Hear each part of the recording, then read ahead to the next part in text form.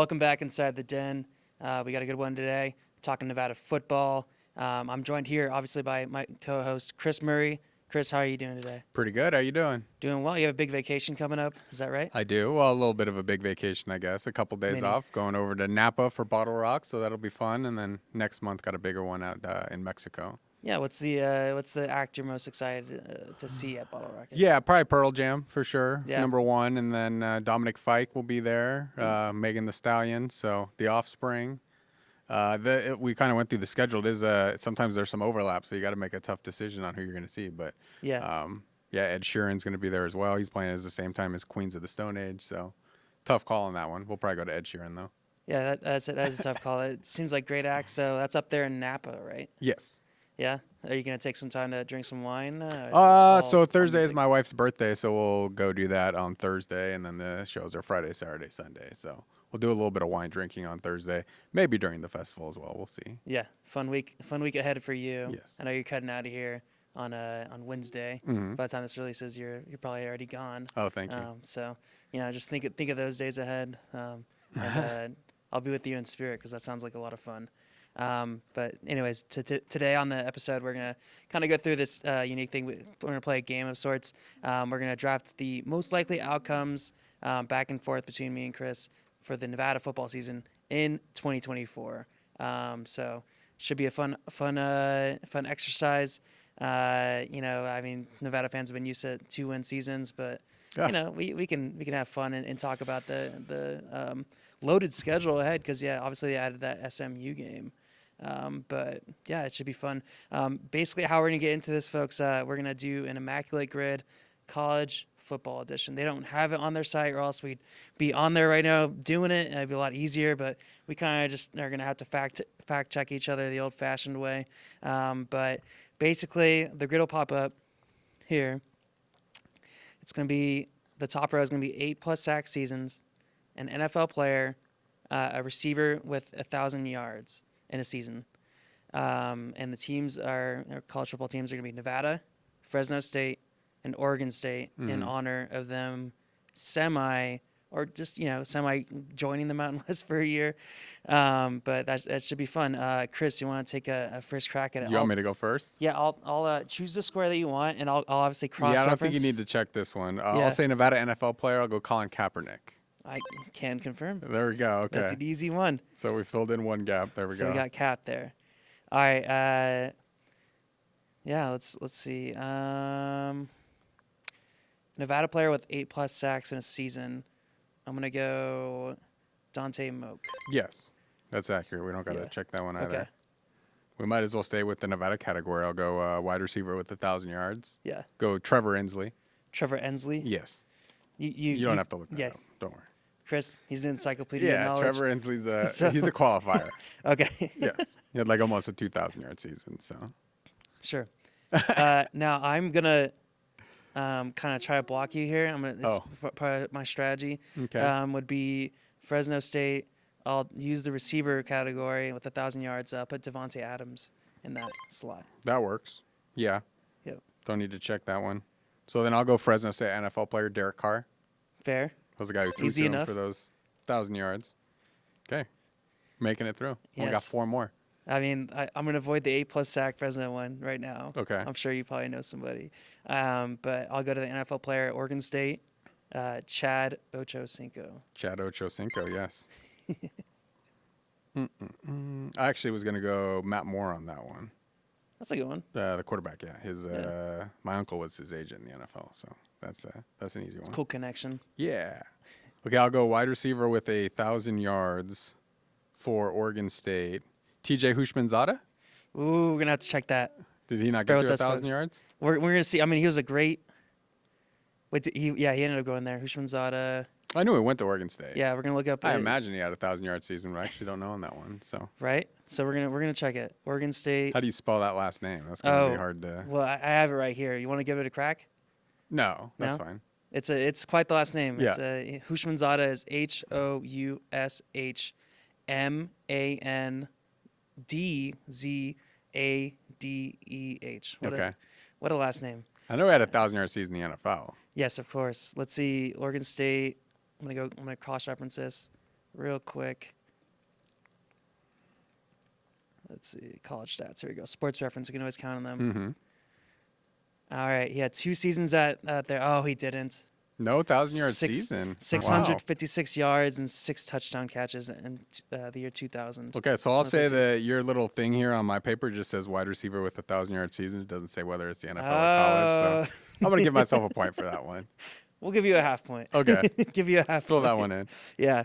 Okay, so I have my opportunity to still wide receiver with 1,000 yards at Oregon State. I'm going to go Brandon Cooks. Okay.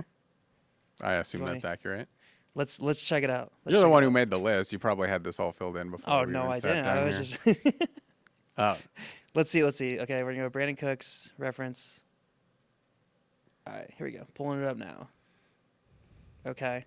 He did. It had 1,100 yards in 2012 and 1,700 yards There you in go. 2013. I do know a Fresno State player had 8 sacks, Chris Carter, not the wide receiver. He was a defensive player in the WAC era. Yeah. I think he played for the Steelers as well.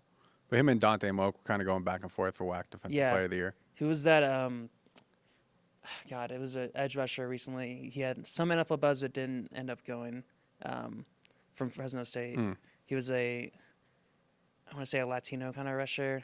Forgot the guy's name. It was from a couple years ago, maybe during that Norvell era. Well, I filled in Chris Carter. Carter. I know he had an 8-sack season. I can Yeah. No, I'm like spitballing here because I know that there was one recently. So that leaves Oregon State 8+ sacks. If you get this, I'll give you the first pick in our little scheduled draft. Let's see, Jared Allen. Did Jared Allen go to Oregon State? I think he went to. Oh, he went to Idaho State. So that'd be incorrect. See, the same colors. That's where I got thrown off. Yeah, true. The Tigers. Bengals.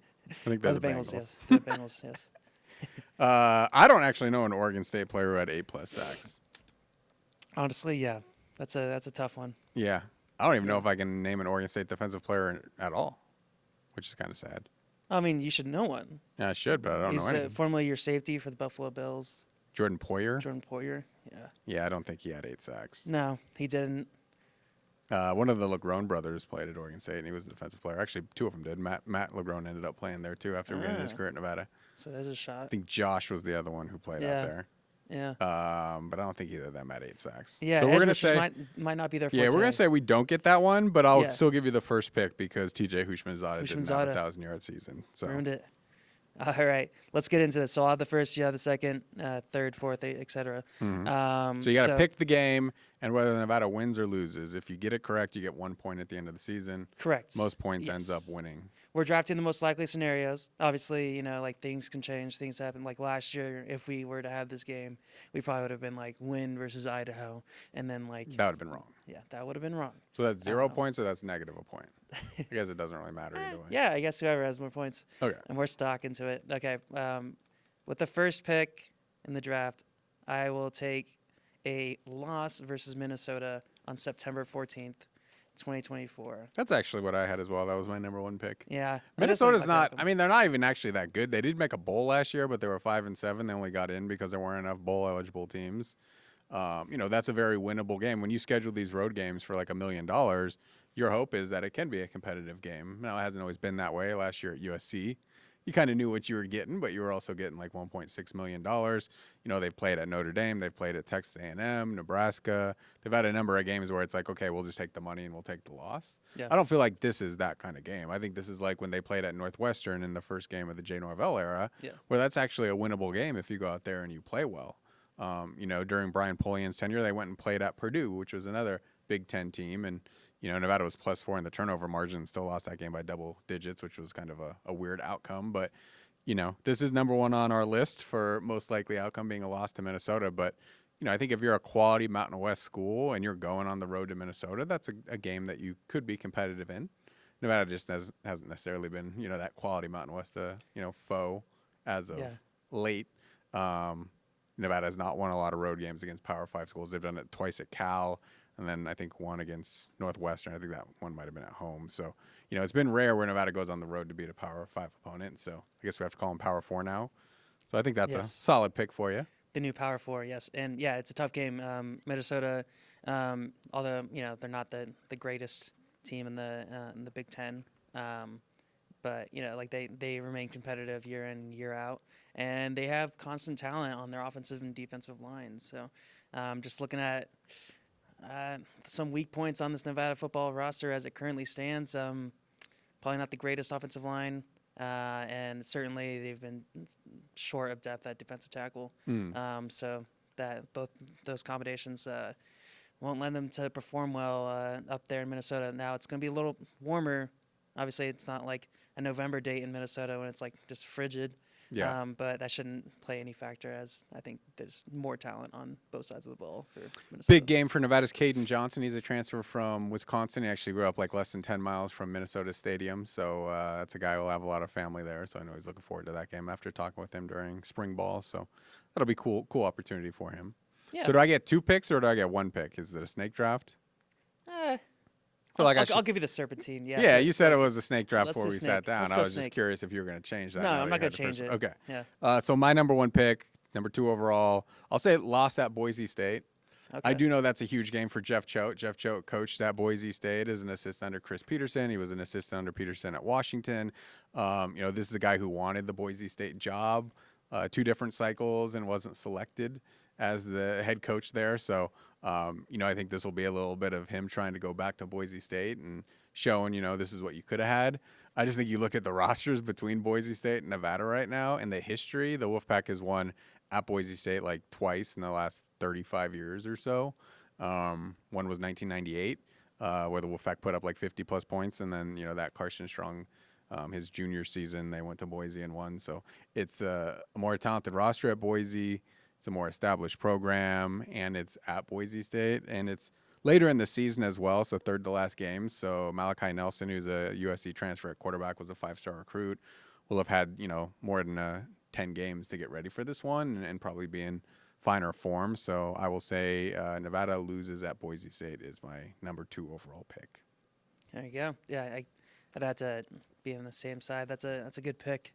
Definitely a tough thing to go up there to Boise and get the win, which makes that Carson Strong Norvell season in which they did it that much more special because it's super rare to go to that blue turf and get a W.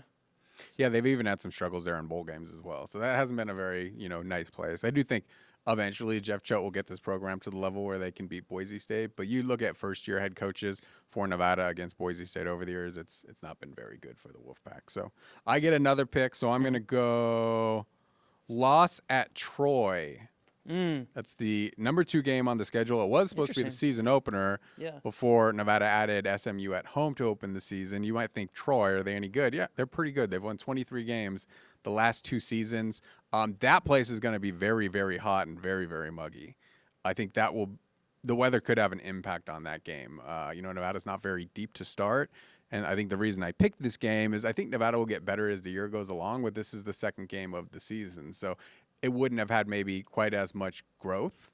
Now, it is playing a week 0 game. So, we'll have a game under its belt compared to Troy, which will be playing its season opener. But I think that's a tall task. Troy's become a very, very strong group of 5 program. And, I think Nevada, just in the early infancy of this season, might not be up to that standard. So I will say a loss at Troy is my second pick. There you go. Yeah, that's an interesting matchup. Obviously, you got to think about the travel, too. Just out there to it's Louisiana, right? Yeah. Yeah. Just, the travel out there. Or Alabama, actually. That's Alabama, yeah. Same, that's right. Same region. The school of DeMarcus Ware? I believe so. I believe he played for Troy. Nice guy. Yeah. We've met him up at the celebrity golf tournament. Yeah. He shook everyone's hands. There you go.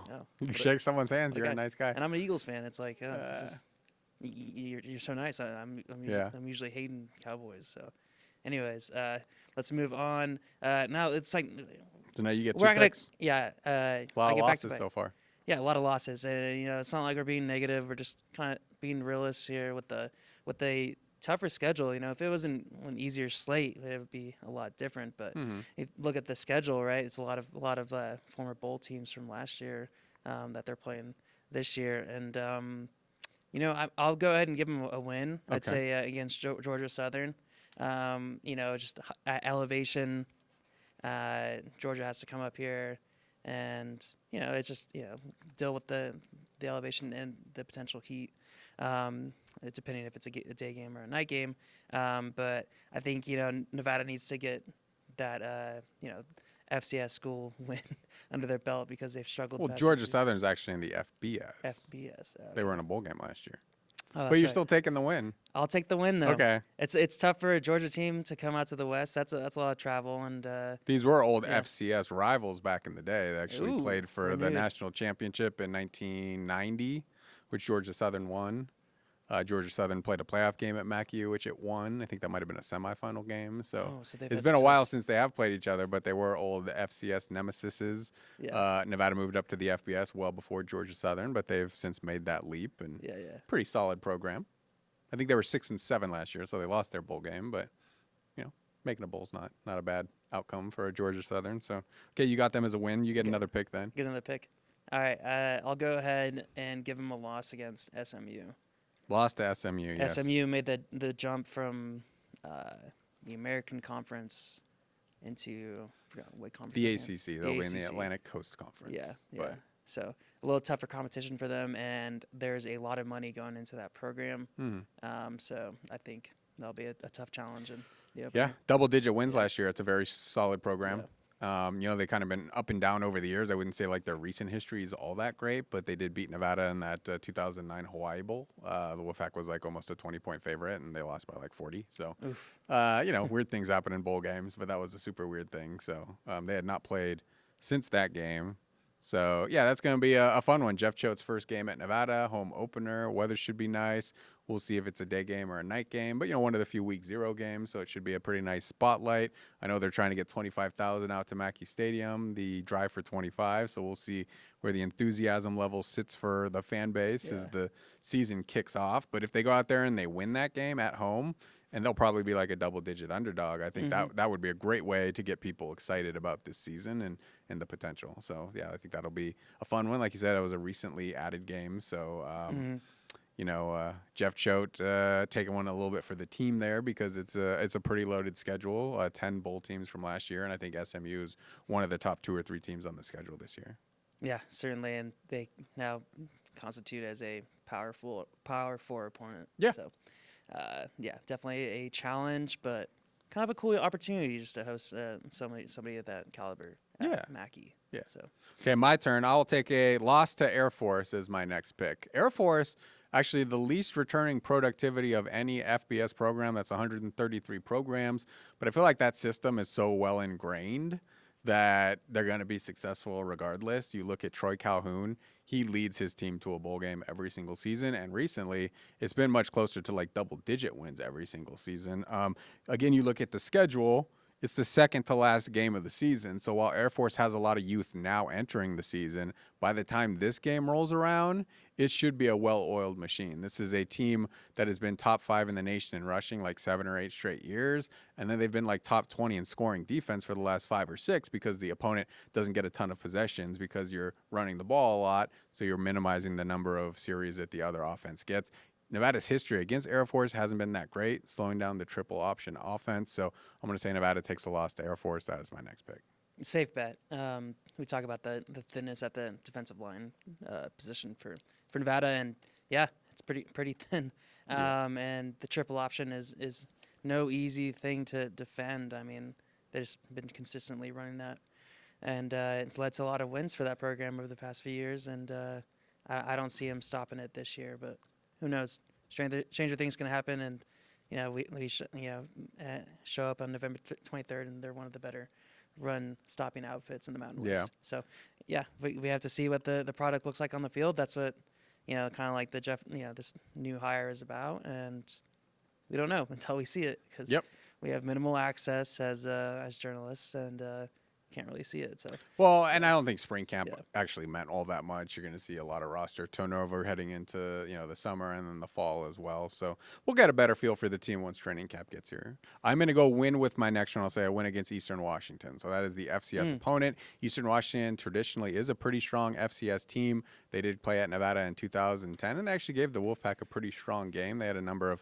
NFL or CFL players on that roster. You look at last year, Eastern Washington wasn't very good. Nevada has lost back-to-back games against FCS opponents, so it certainly doesn't want to do that again. Lost to Incarnate Word 2 years ago, and then Idaho last year. I do think Nevada ends that skid against FCS opponents. I'll say a win over Eastern Washington is my fourth selection.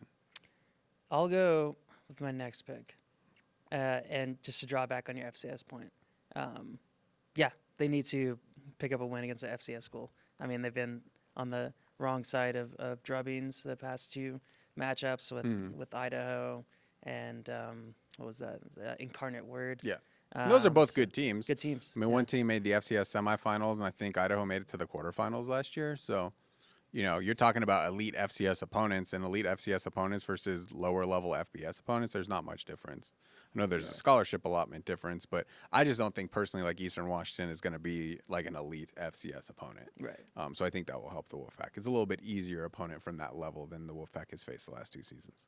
Fair. All right. With my next pick, I'll go a win over Colorado State. Wow. That's a bold move because I mean Colorado State is returning a lot of talent. And they they still beat have Nevada both the both last times. 2 years under And Jane those Norvell. are both close games. Yeah. Really, It's in Reno. Yeah, it's in Reno. It's going to be a good atmosphere. I mean, you're coming off the, Nevada day, so it's going to be like probably a ruckus crowd like it was last time. Yeah.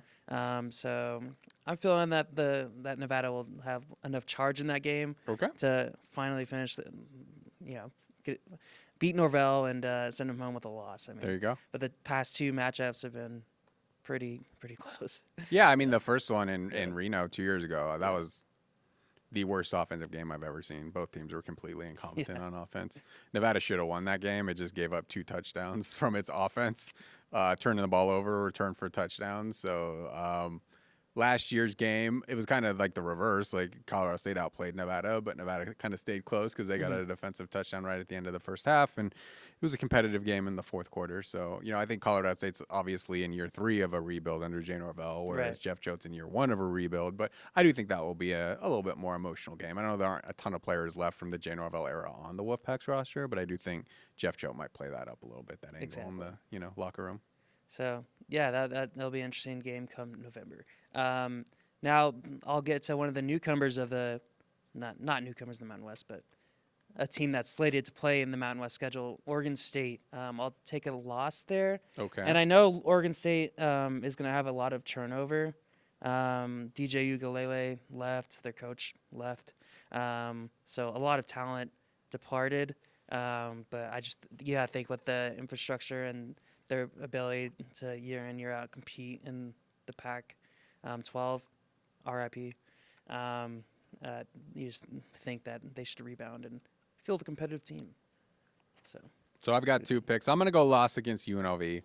I know Jeff Choate has been great in rivalry games. When he was at Montana State, he never lost to Montana, and that was really bucking a trend because Montana had owned that series for a long, long time. So he has shown a history of being able to get his team when he was a head coach really up for these rivalry games and go out there and get a victory. I've picked a lot of like late in the schedule games. This is a late in the schedule game. This is the last game of the regular season, traditional rivalry week. November 30th is the date for it. So you would think Nevada might be playing better football.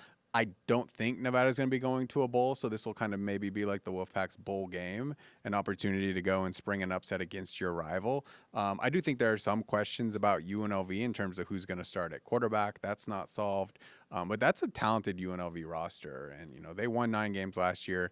I think they could be in the thick of the Mountain West championship race this year, so I'm going to say Nevada lose to UNLV is my next pick. And the rivalry is getting a little spicier. Yeah. I mean, with Coach Odom and Coach Choate throwing Twitter jabs. Barbs. Yeah, Twitter jabs at each other. So maybe it'll be a little more spicy as we've seen in the past few years when it's really just been outside of that, epic game at Allegiant. Maybe was that the first year under Ken Wilson? Mm-hmm. It really hasn't. It has been one-sided, especially with that blowout loss last year. So I think, it'll be a fun one down there. But, I can see the loss because, that team is talented once again. All right, so there's 3 games left. We've got at Hawaii versus Fresno State and at San Jose State. So those are the 3 remaining games. I will pick a loss at Hawaii. Hawaii has not been great the first 2 years under Timmy Chang, but they did get a lot better midway through the first year 2 years ago. And then last year they showed some improvement as well. They've been really rough on the road under Timmy Chang. That's not unusual for Hawaii. That's a program that usually struggles on the road, but they've been much better at home. This game is in Hawaii. Nevada's not had a ton of success at Hawaii, and the Wolfpack has been beaten by Hawaii each of the last 2 years in pretty demonstrable fate, actually. Like, they've been bullied in both those games, and that's not necessarily what Hawaii is known for. It's known for more of a passing attack. They do have Braden Shager coming back, so they've got experience at quarterback. They've got Stephen McBride, who's one of the best wide receivers in the Mountain West. And again, they're in year 3 of a rebuild, so they should be at a higher level than Nevada in year 1 under Jeff Choate, and they're going to be at home. So I'll say that's my next pick, is a loss at Hawaii.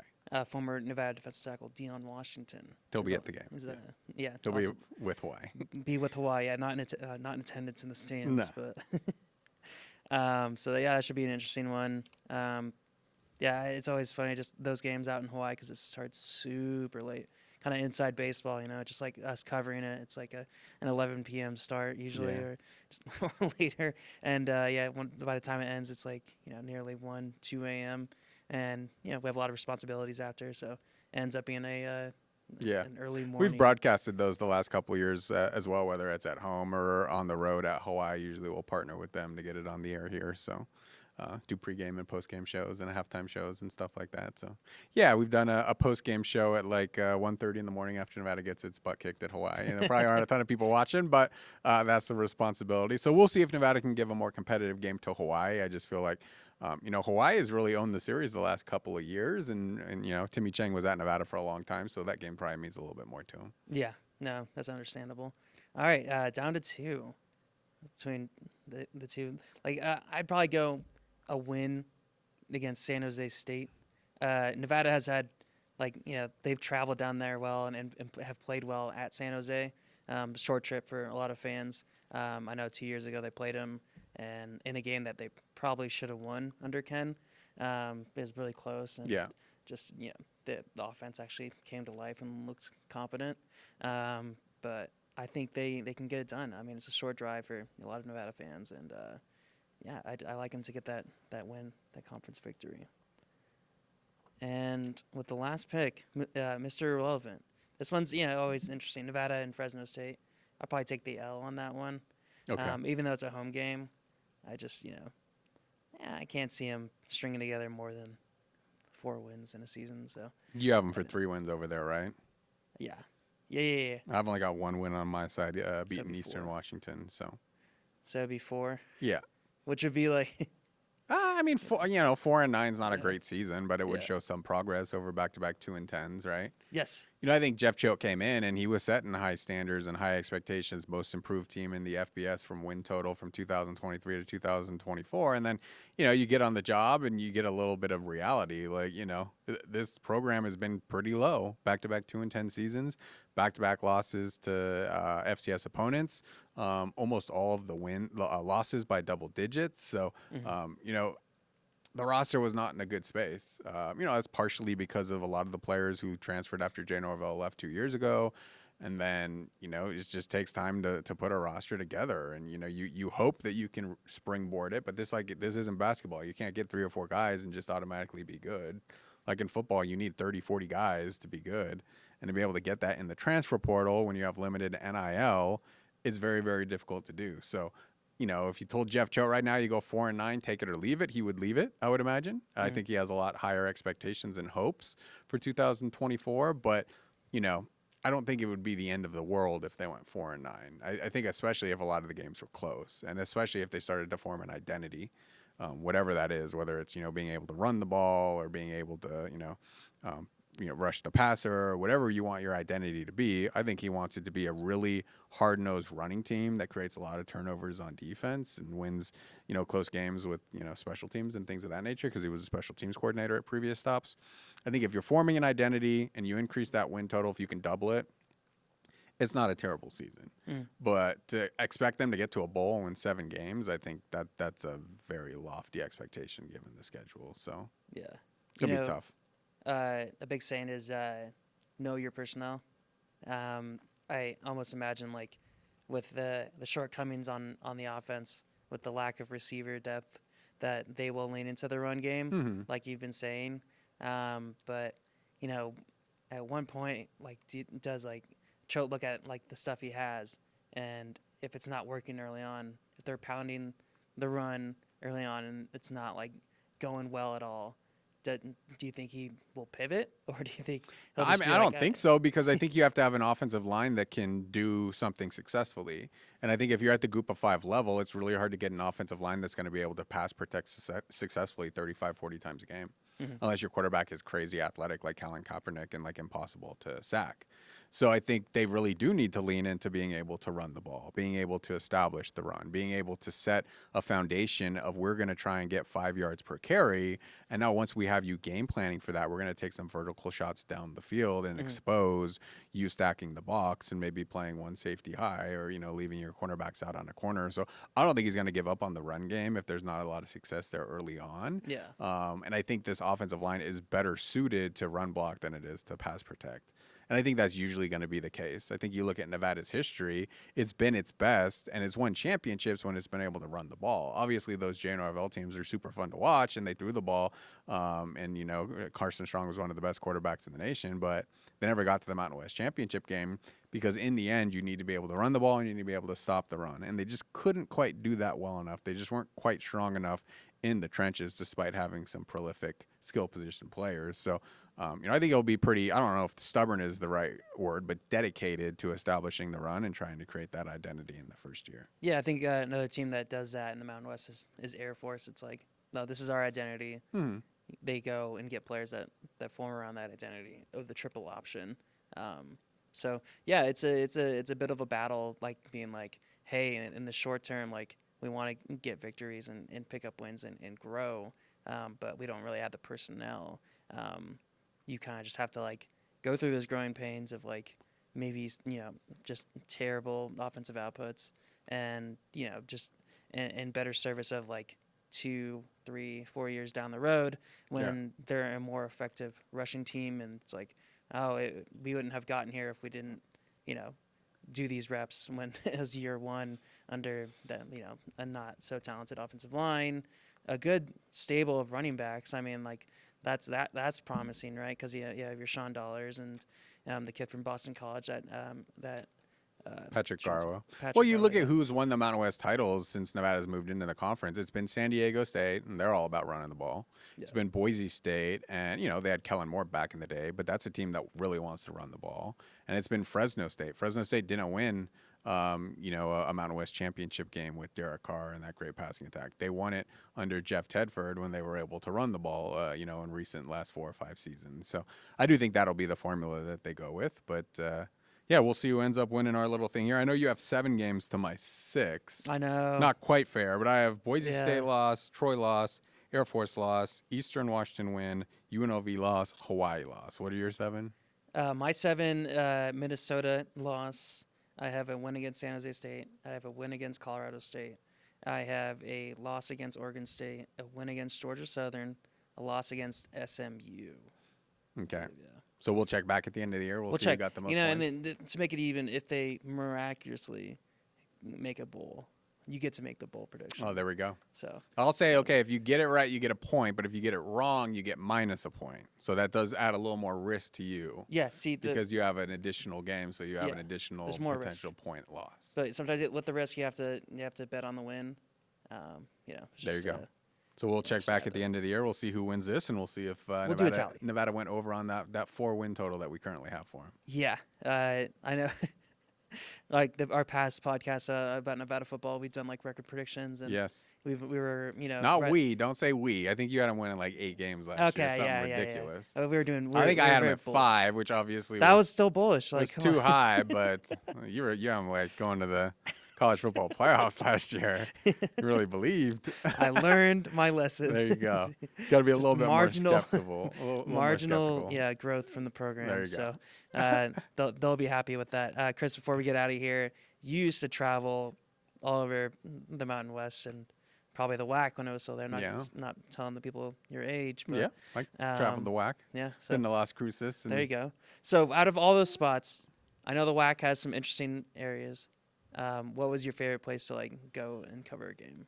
I like San Diego, obviously. Yeah, that's Honolulu easy. as well. That's Yeah. not bad. Yeah. So, usually when I'd cover a game at Hawaii or San Diego State, I'd take my wife as well and stay a couple extra days or leave a couple extra days early. So, yeah, those are my definite favorite spots in the current Mountain West, formerly the WAC. I think Boise's a really cool city. I mean, it's a lot like Reno. It just has a much better downtown and maybe a little bit less access to water and the kind of mountains and terrain that we have. But yeah, there's a lot of cool places in the Mountain West. I think it's an awesome place, an awesome conference, and I really am happy that it's more or less been untouched during this conference realignment. Yeah. I mean, you're talking about Washington State and Oregon State having to, add Mountain West to the schedule in football just to try and stay alive as the Pac-2. But given the craziness of the last 18 months, it's cool that all of these schools have stayed together. And been to Laramie. That's an interesting place. I actually do like Utah State.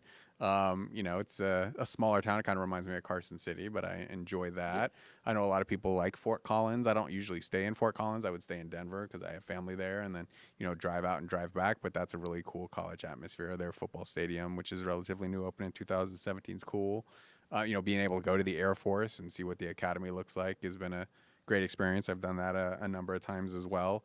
Obviously UNLV's in Las Vegas. That's a cool city. So it's nice to be able to go to all these different places. You got Albuquerque with New Mexico as well. They're not on Nevada's schedule this year, but the non-conference games are always cool too. To be able to go to Notre Dame, which I was able to do, and cover a game was really cool. Or go to Texas A&M, Kyle Field, where 105,000 people go to a football game. Like that's more than Nevada's entire season combined. Oftentimes, really cool as well. So you got Minnesota, Troy on the docket this year for road games at a conference.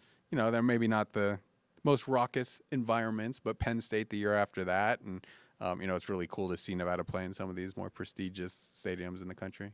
Yeah, I always wondered what it'd be like to go to those Texas A&M or Notre Dame or even just Michigan to an extent. Just those stadiums that field up to over 100,000. Yeah, they got Ohio State coming up here soon. So that'd be just incredible. I mean, I've been in NFL stadiums, but those are 40, 50, 60 usually. So to see an atmosphere of 100,000 people, I'd imagine it's pretty deafening at times, right?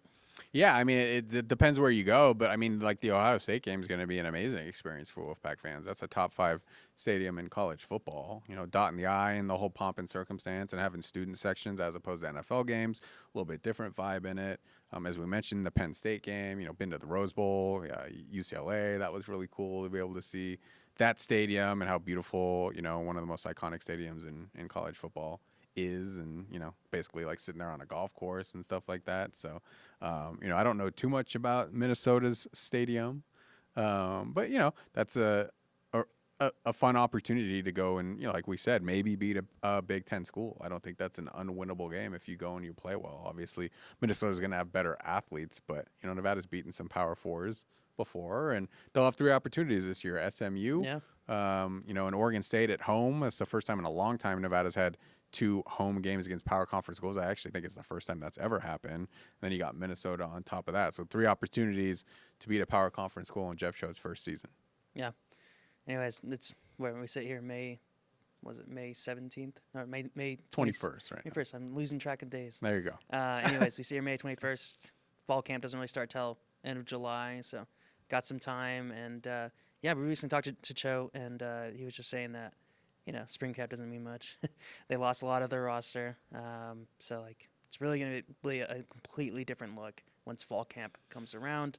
But yeah, we'll keep track with the comings and goings of Nevada football like you have on the website, right? Yeah, I mean, spring camp's kind of just for getting everyone reps. And then, fall camp is for getting ready for a season.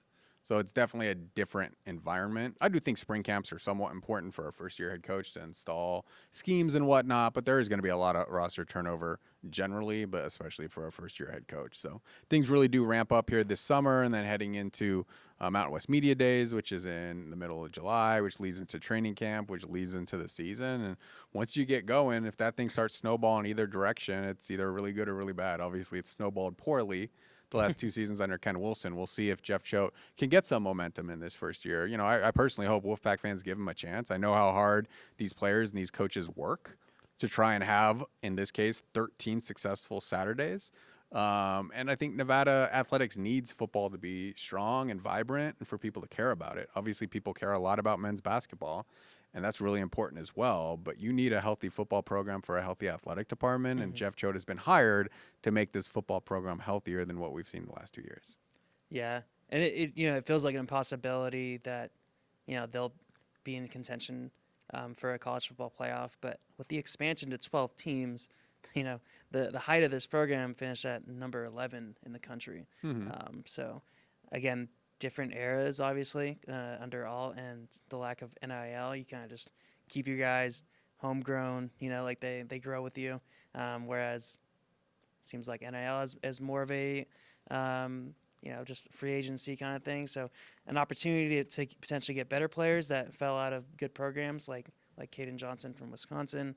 But also you lose out on like talent that is growing here. So, but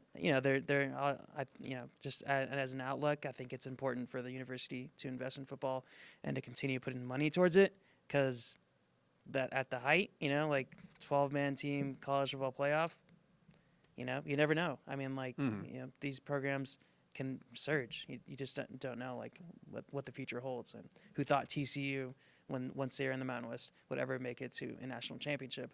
And fast forward all those years, and they're playing in a national championship against Georgia, albeit a blowout in an astonishing fashion. But still, you never know where a program can head if you put money into it. Well, it's going to take fan support, though. I mean, Stephanie Remp, the athletic director, has been very honest that they would like to support football at a higher level financially, but the only way they can do that is with more donations and more season ticket sales and a higher attendance rate. Like, they can't just pour money into it and say, okay, now we're going to be successful and people will come. It has to be the reverse. It has to be that support financially increases the budget, and then you start to snowball in the positive direction, and you start to win games, and you start to actually build a program that can sustain a championship level over a long period of time. So the spark has to happen with the product they put on the field and their sales team, and then the community is probably going to jump on board. It's not going to be the reverse. They're not going to hope the community jumps on board by pouring a bunch of money into it. I think everybody in the program understands that, but this is, foundation year number one. This is an important year to set that standard. Can you get to 6-7 wins? Can you have a bigger jump than everybody expects to get people excited for 2025? I think this is a really big year in setting the momentum of this program and trying to get fans back on board after a couple of down seasons. And I'll say this for the fans, I mean, people really care about basketball, but I feel like there's like some real diehards about Nevada football out there that like really care about the program. I mean, just like looking at engagement around Nevada football and like even our broadcast numbers, not like to give it away or anything, just people watch Nevada football play. They really care on Saturdays because it's the big event in town. But yeah, obviously the past few years, not so great and not a fun product. But we'll see. Obviously, we have some months until then. But any final thoughts before you head out to? I'll just wish you good luck on your picks, and yeah, I guess maybe not good luck, because if we get these all right, they went 4-9, and I don't think Nevada would be very happy about that. So maybe wish us bad luck on our picks. Maybe they go 9-4, we get all of these wrong, but we will check back in December and see how we did. We will. Well, thanks for joining me. Have fun out there at Bottle Rocket. Thank you. Jam out to some Pearl Jam. I will. I'll have a good time. All right, guys. Remember to like, rate, subscribe, wherever you guys get this podcast. We'll be back next time.